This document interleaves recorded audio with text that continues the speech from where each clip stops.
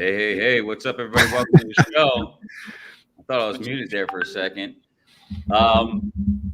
Today we got a good one. I'm getting a little echo. Maybe is it my computer here or what? You sound okay. Sound okay. I can't fix the way you look, but you sound good. There you go. We're going to bring Margo on today. Today's topic: hiring international workers, pros and cons. Margo out of Russia. Margo, how long you been with me now? Was it like 4 years, 5? What are we going on now? I think it was from 2018 or 19. Yeah, so we're 5 years in. Survived Crazy COVID. how times flies with Heads Up Advisor, but behind the scenes, putting all the Heads Up Advisor together, keep us in line, emails, all the copies, so on and so forth, done by Margo out of Russia. Okay, so I want to talk today about international workers, right? The pros and cons, just like any different thing with employees, right? And so today we'll cover, we're in a remote world now, right? We are hiring remote, right, Craig? And it's like, so people are starting to realize and think about, well, if I don't need it in my office, then why do I need it in my country? Okay. And so there's a lot of pros. Obviously, one of the big things is the cost, because if you hire an American worker, what do you get? You get payroll taxes. You got, this thing called health insurance and benefits that you got to pay for. We know about that. You got lawsuits, right? All these legals, insurance, so on. There's so much downside to have an American worker these days, and the expense with inflation, cost. I mean, you can't get anybody under 6 figures anymore now. It's with payroll and benefits. It's crazy. So a lot of companies are looking outside the country. We'll talk more about that. Before I begin, show sponsor Virtue Health. Check us out at virtuealliance.com. High stakes advising August 14th, 15th, Hard Rock Casino, Miami, Florida. Check it out. Go to Virtue Health website, virtuealliance.com. Check it out on the events page. We're only going to sell 50 tickets. We already have 20 of them sold. They'll sell out fast. So get your tickets now. Probably got to get on the wait list soon, but that'll be a good time. We got headliner Tony Hughes going to be talking about some really good stuff. We got a bunch of speakers lined up and more to come. That being said, let's jump back to it. So, we started back, Craig, with marketing, right? We went on and it was marketing was outsourcing, because there's so many different silos in marketing. You got copy, you got funnel, you got email, you got web design, social media. I mean, CRM, and on, and nobody does one thing. And so that's where we learned, you need to get somebody to do these different things. And it just turned out they were in different countries. And I never gave it any thought of going, well, what about my internal staff? What about administration? What about assistants? What about hiring people to help my salespeople? And so that's the journey that we've embarked on here at Virtue Health. And we're going to share it with you, because I think, and I've talked to some brokers, I think you got to start thinking outside the box a little bit from a hiring capacity because of the costs. And I think you could do it more strategically, where you look at the, Craig would say, right, $15 an hour work or whatever, you shouldn't be doing if you look at your dollar value, right? And so let's think about that for a second, Craig, so what we're doing at Virtue Health is not just me, the owner, it's my salespeople. Well, what's the cost of salespeople? We know that's expensive, but it's not always a cost. If they close business, they're an asset. So what is their time worth if they're spending doing the work that we could outsource for $15 an hour, whatever it's task work or what have you, or even stuff above that we could go into, right? How can I take stuff off her plate, talking about my sales girls that we have that are phenomenal, and allow her to sell more and do the high velocity item things? And so that's what we're looking at is not just SDRs, but sales assistants to make their life better, right, Craig? So on top of the work, how about have a better life where they're doing less mundane work? Because how many hours a day do they really have to work to do the high productive stuff? Yeah, let's unpack it and get granular. Okay. John, what makes a great broker? What makes them valuable? Two things. I just had this conversation with Lydia. Check out Lydia our new sales rep out of Illinois. Real strong. Her a superstar already in the making. And she was just at the conference and she's talking about brokers and stuff. And I go, look, the successful brokers, it's very simple. It's a simple formula. The top brokers get in front of the most people. That means they know how to market. It's marketing, right? Number one brokers in the market. And then ones that can close. It's not the best closers or the best salespeople that have that are the most successful. It's the ones that get in front of the most. And then the ones that get in front of the most that can close better are even more successful. So let me reframe it and say, in using your vernacular, I'm just going to reframe it and picture it a different way for the listeners.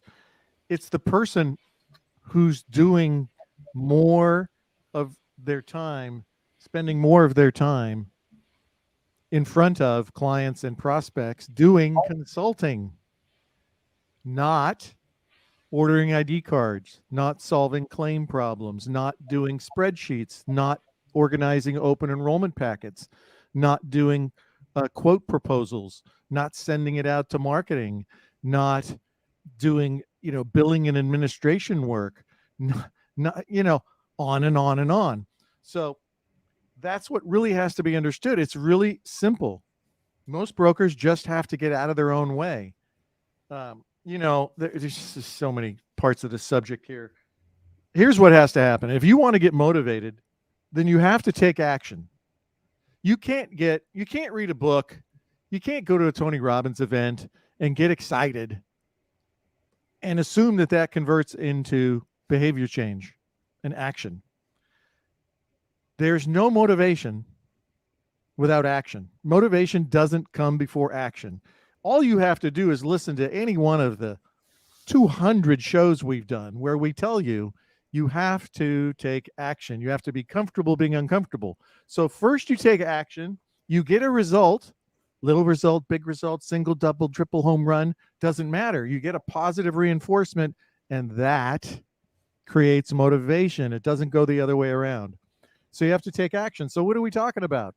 All right, look, get out your pen and pencils. I'm going to paint you a picture. Pay attention. You're going to draw a triangle, 45 degrees. Okay, for those really analyticals, draw a nice isosceles triangle. So you're going to put at the top purpose, at the bottom straight down from the apex, draw a line, straight line, vertical 90 degrees, and put price. And then to the right of price, put value on the point of the triangle, and to the left side, put cost to the other point on the triangle. So what do we have? Well, there's two things that matter. What value do you provide to a customer? What's your cost to make that happen? And that establishes where you set your price, especially if you're a fee consultant or you charge for your time instead of prostituting yourself and doing free consulting and still not trying to charge a fee. You'll get over it eventually. So what I want you to picture is if your triangle's really close together like this, you don't really have that much value and your costs are really close to your revenue that you generate. What you have to understand is what you want to build is a very flat triangle so that the cost gets really far away from your price and your value far exceeds the price. And when you can do that, you're going to make a lot more money. Now, what are we talking about? Outsourcing, hiring, offshore, business process outsourcing. It's been around for over 20 years in the property and casualty industry, and almost that long, the guys I've known, for 17 years in healthcare. I don't even want to use the word, Craig, necessarily outsourcing, because it can be done, because I'm talking about because you see outsourcing. They're your employees if you want. They're your employees. Now you could call it outsourcing, because there's so many of these companies where they go, look, we'll do the hiring, we'll find the people. And that's what you should use for most of us. Hire, find the people, and we'll deliver them to you and semi-manage them, right? But you're still training them, right? They're still your employees. You're still full-time. They're working with you, communicating with you all day. They're not contractors that are part-time. Yeah. And so, the reality is when I look more into it is the major organizations have been doing this for, 20 years, and they've got, tens of thousands of employees. They figured this out a long time ago, right? Shocker. But I think in the benefits world, nobody knows this. But I said, each different role I think is important to realize is, and we could talk about each. I don't want to go too long today. Account manager, like your account manager can use an assistant or a junior account manager, right? I started my account managers as junior ones, and it's like, we talk about Dan, who runs my one company. What do you not like doing? All these things you don't like doing. Talk to me about your Everybody day. has them. Talk to me about your day. What takes up the most time? I'll go, look, I want you to live a better life. I want you to do the higher end stuff. You're at that level now. Let's hire somebody at this to do all of this stuff. And so I'm telling you that you guys can look at this for every person in your organization. And, we could talk about the cost for a minute, because I think that's what everyone wants to know is, what does it cost? Let's say you could look at different countries, and that's what you got to be aware of different time zones, different languages. Which countries do they speak English? Do you need them to speak English, or do they're not client facing? If they're all behind the scenes, you don't care. They're just processing for you to papers for you. communicate with, right? So Philippines is the biggest known. They teach English at a young age, so there's very heavy English. The challenge with them is they're on different time zones, so they're working at night. But most of them will work at night. They just do, because I would argue that's the best point, though. When your staff goes home, they're working, and when they come back to the office, the apps have been sent to United and Aetna and Cigna for so you. you can do both. Yeah. You can have ones that go, if you're using assistant sales assistant, I want them there during business hours. But if I'm doing admin, all this other stuff, I can kick it to them to do it, at night or whatever. So what's the cost? You could look at Spanish countries, South America, Colombia. Colombia's a country that doesn't have a high English rate. Well, what are the worker types like? Work ethics, things like that. But they're on the right time zone. I think they're on like Central Time Zone. But minimum wage is $300 American there, right? A person that makes a decent living is $1,000 a month American. Because the level that they get for this money is the same as making 10,000 in the U.S. And so there don't are people look. countries Some people look down on it like it's, you're underpaying people. No. The dollar is worth dramatically more money there. Yeah. And so for example, not rich, but they're like paying a regular employee in Guys, America. it's no different than the United States. If you come and buy real estate in Orange County, California, where I live, for the price of a garage in Laguna Hills, where I live, you could buy homes in most of the states of the United States. Okay. So we all have different standards of living. And when you start to go to second and third world countries, oh my gosh, that's look, you don't live in California like I have my entire life. Okay. The reason people want to come from Mexico to the United States is because at $1,000 a month, they can live like a king. That is an incredible amount of money relative to what they get paid in Mexico. So that arbitrage exists everywhere around the world. And you get better food, you get better, maybe, I don't know, relationships with people and so on and so forth. So yeah, I mean, they are happy with whatever you're going to pay them, because they're living, they're maintaining this high level of life. They're grateful. There's no money. They haven't been around long enough to be entitled. Yeah, they're not from the Western, where they're spoiled, where they don't have the opportunity, and so that they make a good living.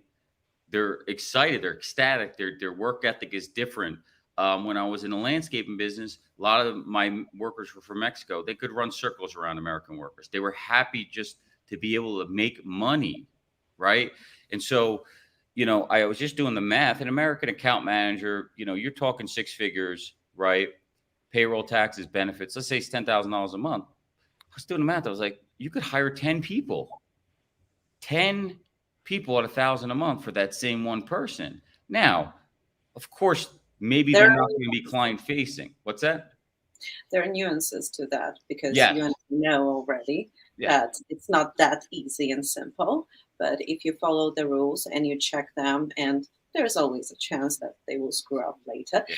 Anyways, but this is the risk you're willing to take, and you, John, know, because you've been doing it for years and years now. That, for example, there are platforms that you rely most, and platforms that are least, let's put it this way, favorable, right?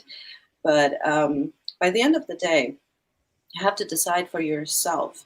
I mean, you need to have a very detailed process for hiring every single freelancer, and that's separate from your employee that you will Hold on, have.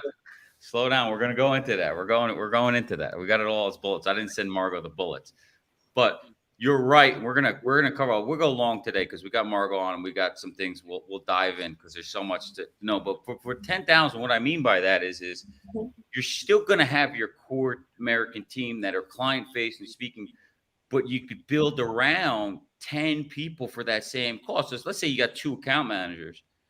You could give them a better life, take so much off their plate where you may need 4 account managers, but I can use 2 now and hire 10 people around them, right? And make their life better and, get the renewal, get everything ready, client facing, all that stuff. They just do that, right? And of the 10 people, you can have somebody that manages those 10 people in that country with that language for ones that don't speak that language. So there's so many different opportunities and possibilities. Craig looked at a company for his outsourcing, and it's like, every 4 workers you have to hire a manager. And so, that's what you can do with all these employees, just like Americans. So the opportunities are limitless. Your clients, brokers, do not want you to be awesome at processing apps and adding and deleting people from the bill. They don't. That's a minimum must have. That's like saying that, you're going to take care of their ERISA compliance. Big whipty frickin' do. Okay. 30 years ago is a big deal. Now, all these things are table stakes.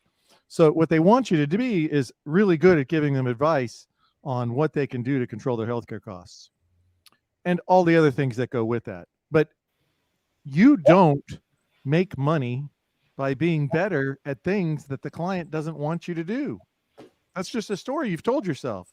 So if you can spend more time actually doing FaceTime with prospects and clients, you will make more money. But in order to do that, you have to stop doing these things that aren't effective at lowering your cost and increasing your value.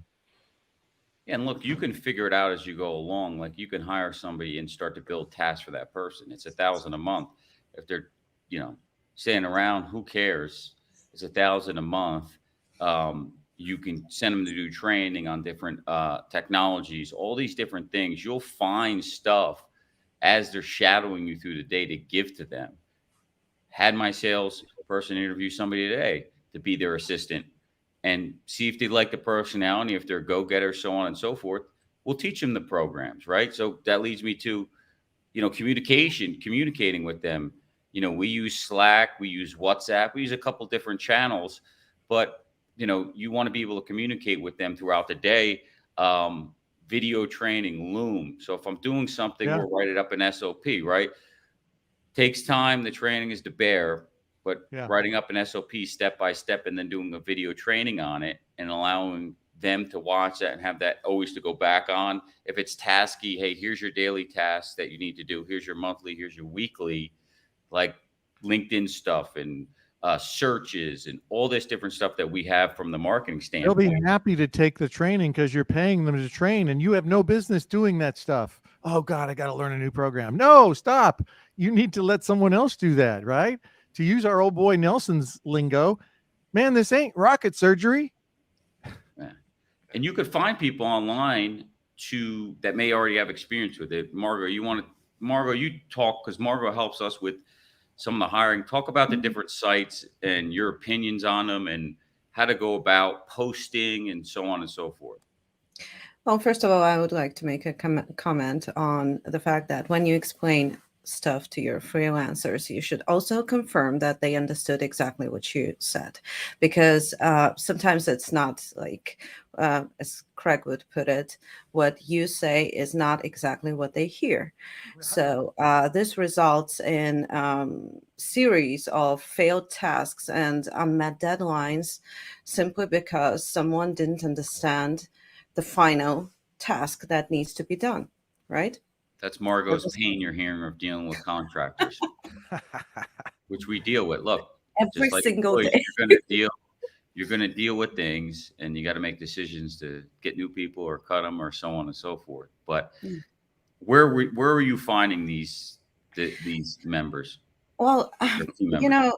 know, our opinions divide on that, John, because your favorite is Upwork, my favorite is Fiverr. And the reason why I inspire people to start with Fiverr is because it's a great way to break your, you know, big task into small tasks and just outsource it to different kinds of people. And it's not about the money only, although Fiverr is way more, way cheaper than Upwork. But it's the fact that they're breaking this down by tasks, and their Fiverr checks it really, really closely, whether you're satisfied or not. Upwork being a platform where Microsoft and other companies hire, and because I worked on Upwork for many, many years, and I worked with those Fortune 500 companies. They just don't care about small employees anymore. Small for them being even you, who spends fortune on that, but that's small for them. So Fiverr, I would say begin with Fiverr, continue with Upwork. Okay, Yeah, that's and my for those that don't know, only reason I'm using Upwork is I know how to use it. So sometimes when I do something, I know it. Fiverr, I don't know how to use it, and don't want to take the time. Can you spell it just so people understand what she's saying? Sure. It's Fiverr.com. RR in the end, double R. It's weird. Yeah. Go on ChatGPT, put in a job post, let it write up a job post for you. Make it simple. Actually, Fiverr does not require that, because you can just Google you can Fiverr something like, I don't know. Just hire them. Yeah. Directly. Yeah. Make you post a job and hire them. And nice. So that's why I'm saying it's easier process for the beginner, because Upwork is more for the long-term commitment. Like we were hiring lately, right? People, it was like monthly and so on and so forth. For one-time tasks, just dip your foot into the water or whatever. Go to Fiverr and start with something. You get involved. Some people on here have used it just like we did with marketing, but maybe didn't think past the fact that, wait, I can hire a full-time person for administration stuff, so on and so forth. It's really our great. Video guy, for example, who makes the snippets. I've been cooperating with him for like 3 years now. He's basically a worker that does tasks on a regular basis. These people are incredibly grateful, because once again, some of them are students. Some of them have this as a side hustle. They're always on time if you find the right vendor. They're always on time. They're very grateful. They make a correction, even if they make mistakes. And this is one of the things that you should be ready for. There will be mistakes. I'm sorry. Yeah, and the reality too is a lot of times with the mistakes is it's called learning curve. It's our fault too. It's our fault. Well, I remember my mistakes, Craig. I mean, one of the reasons I work with you guys, and I will continue working with you as long as you need me, is because I grow with you every single day. And thanks to you, John, and thanks to you, Craig, I was able to develop my skills over the years. But I was making lots of mistakes at the very beginning, and John got very pissed off. John tended to be he's a little more mature now, isn't he, Margo? I've rubbed off on him. The blunt side of me because of the marketing side of it. Because here's Margo's my issue is Margo, we've challenged with marketing contractors. So Margo tries to do it and figure it out herself, like I try to do sometimes, just to get it done. And then there's mistakes because we're not professionals in doing it. And let me tell you, marketing and funnels, there's so many moving parts. There's so much that can go wrong. So there's a reason my son has over 100 people who do that stuff. Yeah, don't get confused on this call thinking that, oh, the contracts aren't going to work. This is more complex, very complex stuff, and systems and funnels and all that stuff. It's frustrating at times, but yes, you've got to give them the statement of processes laid out step-by-step video training and give them time. If they don't get it after a couple mistakes and stuff, then you just got to go on to the next person. You try them out, you give them a trial, go to the next one, and just find somebody that's good and can actually get the job done. My father told me that at a young age, he said, look, you give employees something, you want them to make a mistake. the first time. So they see it, you correct them. And if they come back and they still make the same mistake, then you got to get rid of them because they're going to continue to do so. And so, that's the learning curve with these people. But I think the investment, is worth it, right? So my deal with my account manager, this is an idea for you guys is that don't want to train is I go to my account manager, go, look, we're going to get you an assistant to do all the stuff you don't want to do. I'm going to pay for it. You're going to train them. You train them. They do all the stuff you don't want to do. As soon as you train them, it's done. It's off your desk. It's paid for by me. It's a good deal, right? It's a pretty good deal. So get your account manager to train them. You don't have to do it, right?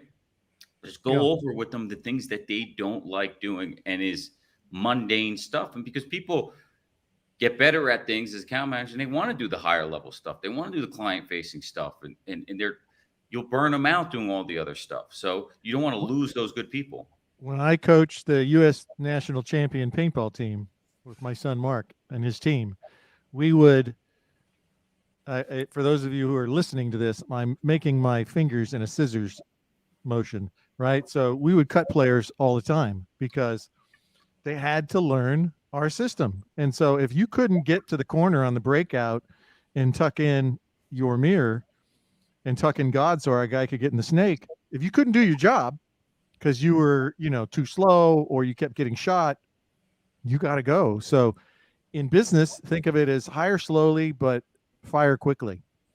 How many times we've all made the mistake over the years. I've been thinking about firing him for 3 months, finally did it. It's like, don't make that mistake. It usually just ends badly. Fire slow, fire fast. Yeah. And so some of the roles as we wrap up here, marketing's another world. I don't think most advisors, because I was in that role, have the capacity, the revenue, unless you're a large organization, to do it in-house with contractors. It's just too much. You're better off outsourcing it. It's just too much to figure out and deal with. In-house stuff, I think you could do administration people. We got people adding the quotes in, starting to do the spreadsheets, follow up on, for quotes, follow up from brokers for missing information.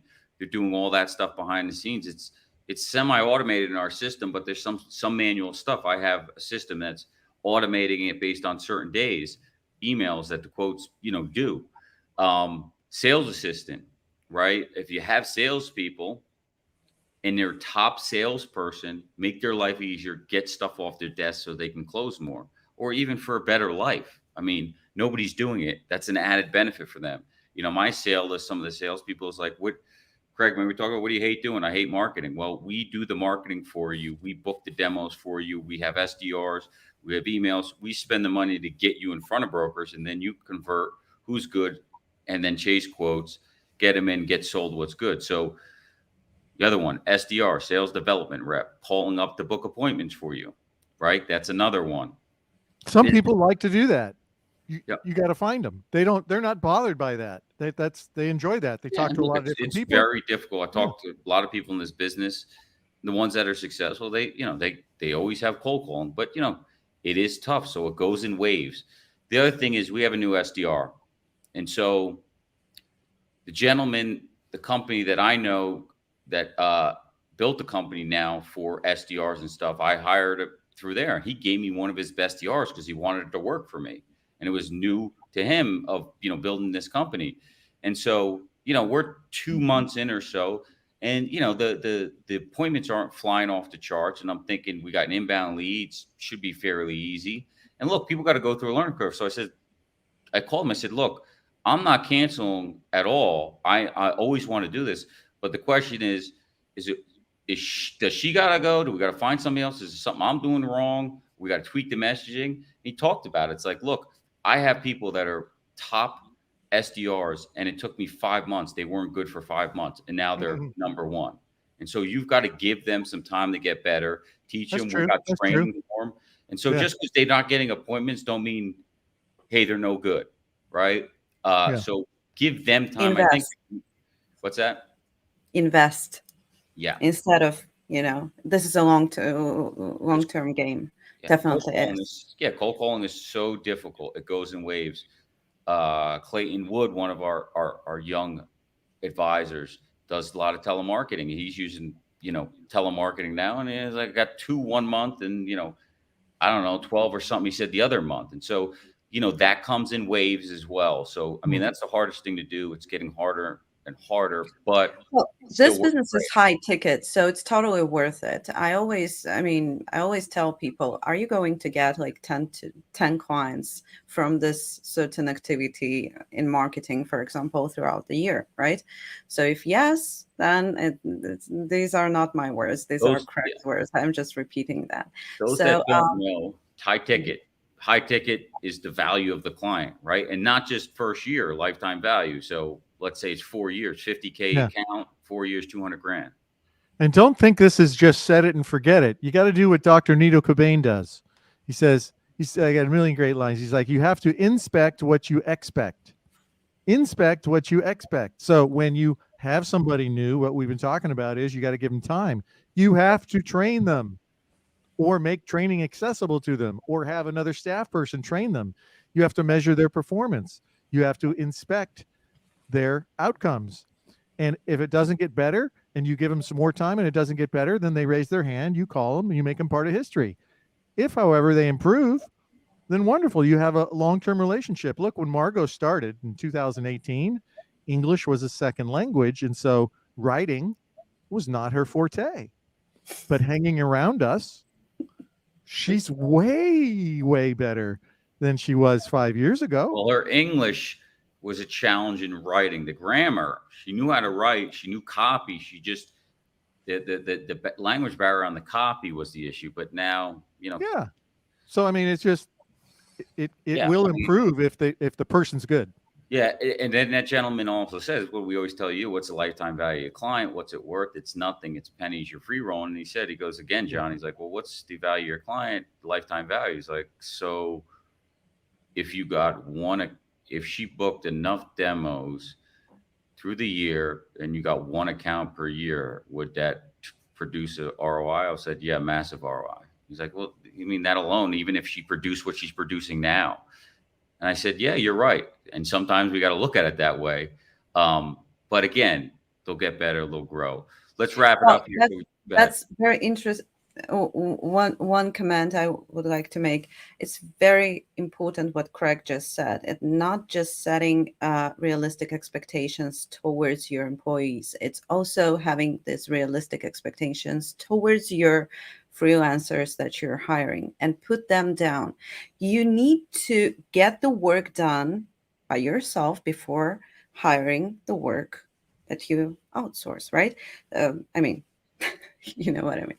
So the whole point of this is you've got to have these processes and procedures. You need to have a very detailed explanation of what you need to be done.